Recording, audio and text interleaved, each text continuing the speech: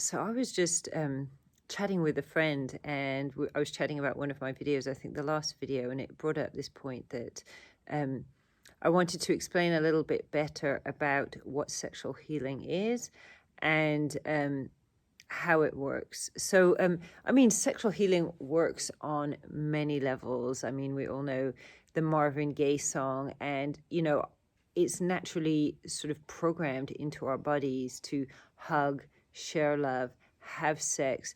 This is like a deeply, deeply healing process, just in and of itself, just naturally and as provided by nature.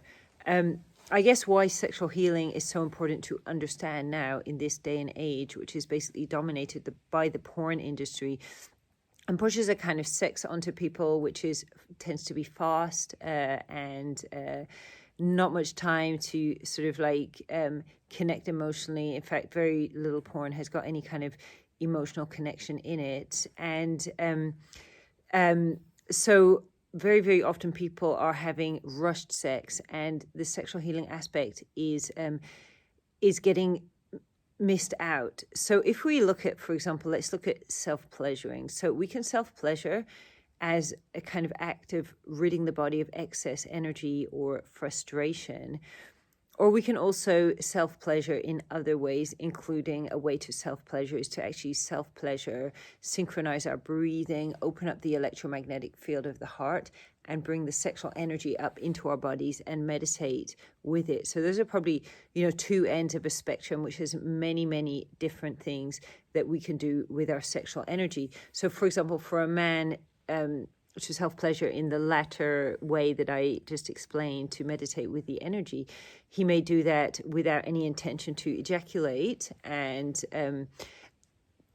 just actually like energizing himself. So this can be used by someone who, for example, is practicing semen retention and no FAP, or just someone who's looking to get a deeper relationship with his body, get more out of his sexual energy. It also is really good for actually helping men to overcome erectile dysfunction and impotence, and get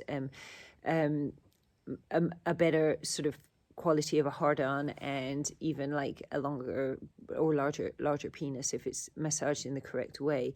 And ladies can do just the same, and so if we're going to take that into making love, I'm sure hopefully you've experienced, a long extended, getting to know someone, connecting, kissing, spending a very long time, and really just had like an amazing feeling after that. It's not always what happens, sadly, but when we start looking a little bit more deeply into this, now my last video, it was talking about slow sex, and the reason I think like slow sex is so amazing, it is, when we rush through things, we rush through anything, what I actually feel like is going on with the rushing is we're running away from our emotions. Now, I have to catch myself doing this. For example, I've just been doing a free diving course recently, and you kind of got to go down this like dive down this 6-7 meters. And, it can get a little, you might be like, oh, I'm going to go as fast as I can and go down and up, but really the point is you're supposed to go slow and really actually like just breathe into it, meditate into it, just enjoy, the experience, and really like feel, the endorphins rather than running away from the fear. And it's the same, in any way when we rush through life and when we rush through lovemaking or self-pleasuring, we're definitely like missing out on important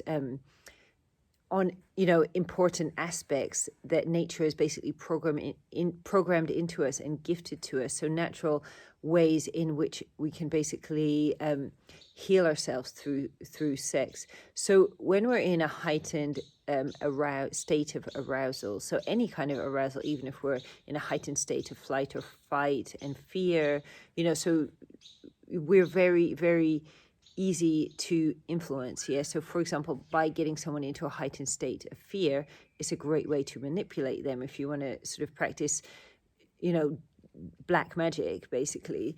But the kind of state that it's possible to enter into through sort of prolonged sexual arousal, when the body is very open, the whole energy field is very, very open, is very similar to actually the state that we can get in, for example, on hallucinogenic drugs or through meditation. But it's a very, very powerful state that's kind of naturally, it's naturally programmed into the body. So we're not needing any entheogens or any outside factors to influence that state. It's just we're opening up and getting into this kind of altered state of consciousness where it's really possible to go into some like incredible deep healing. So for example, I use Taoist and Tantric body work as healing sessions using sexual energy. It can be used to heal sexual problems, physical problems, emotional problems, problems that have nothing to do with sex as well.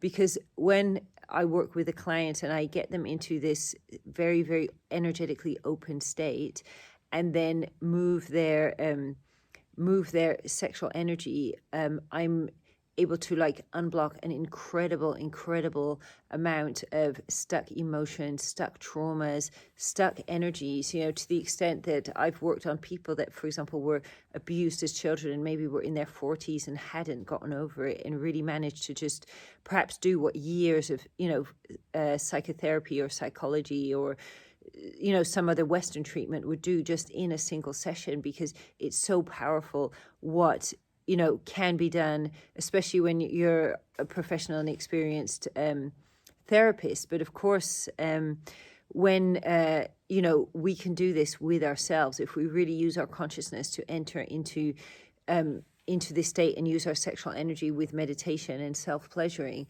And also when we're making love, it's like an amazing time to really sexually heal. When you're making love with someone where there's real love, real connection, between the two of you, and your whole energy body just completely opens. It's an amazing time just to get stuff out of your body. So I think that the biggest cause of ill health is basically like emotions that are stuck inside of our bodies, and the emotions they cause, like blockages in the energy, they cause tension, pain, disease. And many people go through life, and myself, I'm certainly guilty of this at points. They go through life basically just, trying to maybe be, strong and repressing their emotions. And men especially do this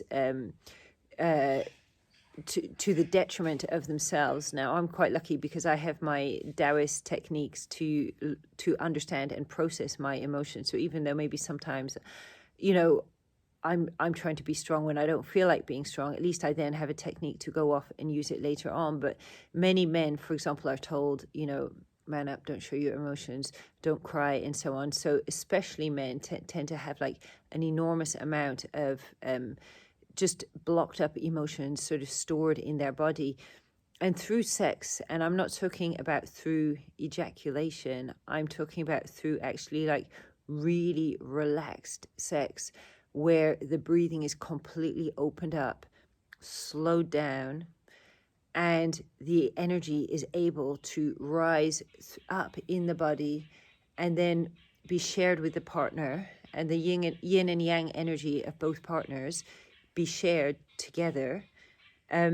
This is just such an incredible thing. And if a couple can find a way of working together and doing this, it has just the most amazing, like beneficial effects on the health, and also longevity, as well as just being like incredibly pleasurable, and a kind of way of like going on shamanic journeys.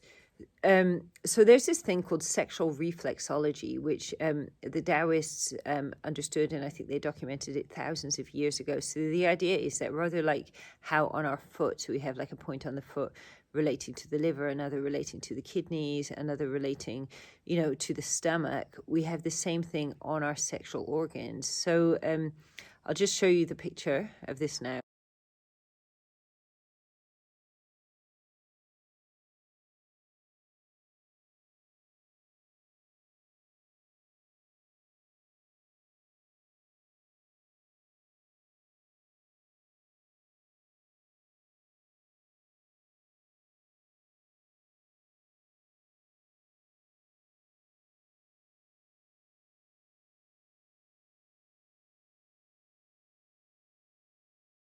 the cervix on the woman and the tip of the penis on the man relate to the heart and relate to also the emotion of love. And you can see that the two actually go together and fit together.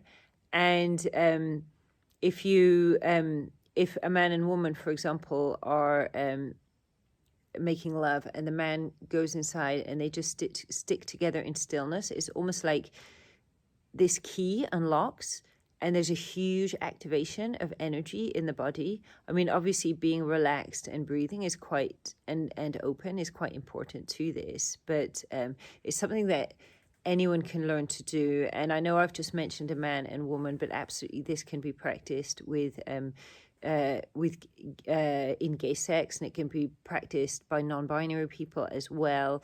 So when we talk about the penis and the vagina, it's good to remember that we also, as women, we all also have the energetic sexual organs of the male, and males do have the energetic sexual organs of the females. So this is definitely not exclusive only to heterosexual people, and it's something that that can be discovered, it can be played with and experimented with. So there's more information about this on my website. I'll put the link below with some pages that you can explore if you want to learn a little bit more.